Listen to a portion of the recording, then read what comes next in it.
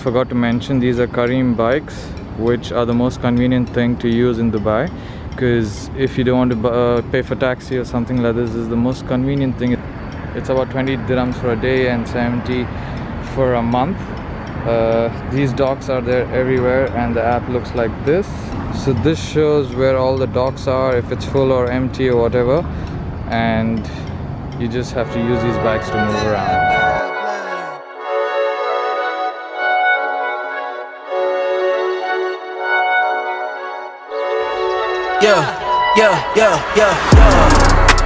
Coming in, flex, I just wanna win,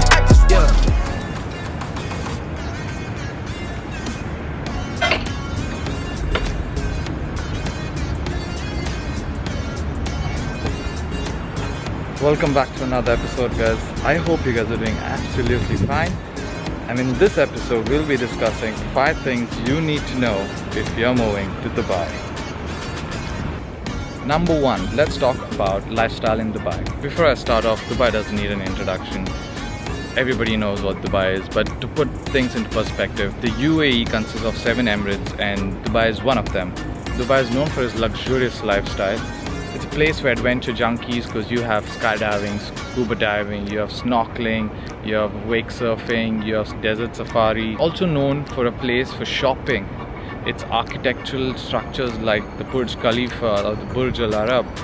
It's like a melting pot for all the cultures together here, which also gives us different kinds of cuisine, different flavors, different tastes. So food could vary from say 10 to 5 dirhams, it could go up to 500 to 1000 dirhams, depends on what kind of appetite and what you eat. So let's talk about transport in Dubai. So there are taxis, there are buses, there are metros and trams. There's even water taxis, which are boats that carry you across different areas in Dubai, and all of this comes under the RTA. You can use the Noel card, which can be topped up or recharged, whichever you want to call it, and use across all these facilities, which helps you travel through any of these places. I also must say that the metro is well connected. There are 2 types of lines, red and green, and they're connected throughout Dubai, so it makes it much more convenient for you to travel. Apart from that, I suggest you get a driving license, as it not only helps you move to most of the places in and around Dubai, it also helps you to get a job over here in Dubai. If you want to know more in-depth detail about how to get a driving license in the UAE, then I'll leave a link in description. There's another video which I made just pertaining to how to get a deal in the UAE. So now let's talk about accommodation. So Dubai, compared to the other Emirates, is pretty expensive to stay in. So there are 2 types of renting a place. One is a contract base and one is a monthly rental. The contract base is for 12 months, and even if the market goes up and down, the contract that you have, the price would remain the same. In terms of monthly rentals, depending on the market, the price could go up or could go down. Just to give you a little bit of idea of what the price could be, it starts from 700 and goes all the way up to 4,000 to 7,000 dirhams. Now the 700 would be bed space or bed sharing, as they call it here, which in a room you would have 7 people staying and you'd be paying 700 just for the space, just the bed space. And if you need a room, it could be around 3,000 to 7,000. Again, depends on which area you are and how much you're willing to spend for that quality of life. I'm going to go much more in depth about getting an accommodation in Dubai, which websites you can go to and what kind of portals, which is what area charges what and everything, in another video. This is just to give you an idea as to what the situation is in Dubai in terms of accommodation. So let's talk about job opportunities in Dubai. The most important thing for you guys to know is there are a lot of people, hundreds and thousands of people who come to Dubai to look for a job. And in this competitive market, though you have studied a lot, you have a degree or you have masters or whatever it may be, finding a job in Dubai is extremely hard, especially when there's so many people competing for that same position that you are looking for.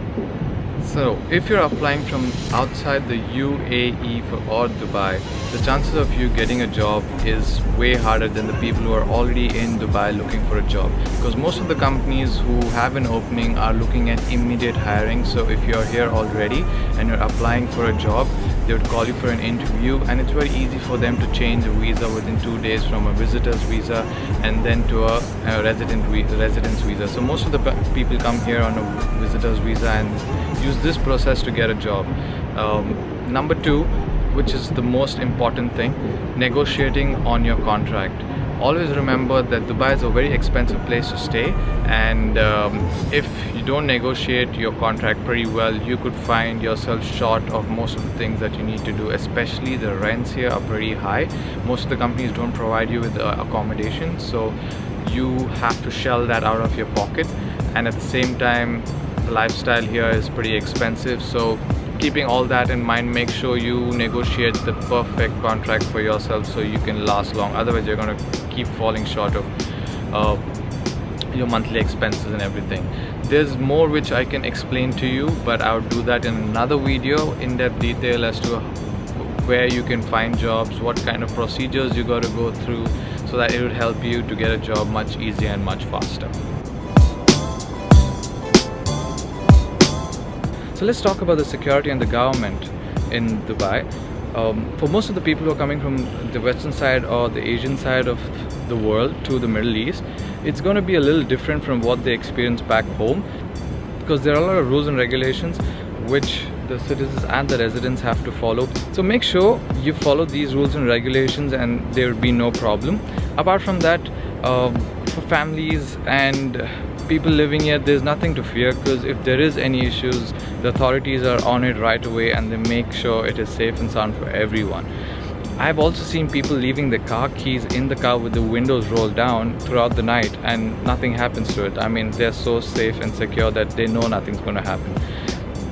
And I've seen stores and shops that are open all night with their products on the table and there's no one around, and you know, like, it's shut, but there's nothing's going to happen. So from what I have experienced and what I feel and what is happening around me, I feel as long as you don't break the rules and regulations, everything is okay. And please keep in mind, whatever rules and regulations have been set, it is for your benefit and for your safety, so do follow them. So I hope if this video has helped you in some way or the other.